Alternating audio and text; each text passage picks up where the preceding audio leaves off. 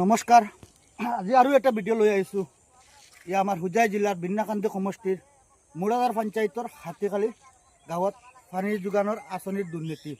ইয়া চাওক পীযুষ দা, আপোনাৰ দিনত কিমান দুৰ্নীতি আমি দেখুৱাই যাম। ইয়া চাওক, নিশ্চয় দেখিছে আমাৰ ভিডিঅ'টো।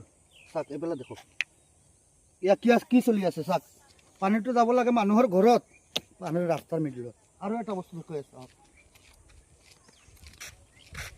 ইয়া উন্নয়ন, অসম চৰকাৰৰ উন্নয়ন। ইয়া চাওক, ৰাস্তাৰ মিডিলত ইয়া কি চলি আছে। মুৰাদাৰ পঞ্চায়তৰ হাতীকালি গাঁৱৰ পানী যোগানৰ আঁচনিৰ কিছুমান দৃশ্য। ইয়া চাওক, ৰাস্তাৰ মিডিলত তাৰপিছত এইটো দৃশ্যটো চাওক আপোনালোকে। ইয়া অসম চৰকাৰৰ উন্নয়ন, বৰ্তমানত কিমান দুৰ্নীতি চলি আছে। এইবিলাক দলালৰ ওপৰত, দুৰ্নীতিৰ ওপৰত কিবা একশ্যন নাই নেকি? ইয়া চাওক।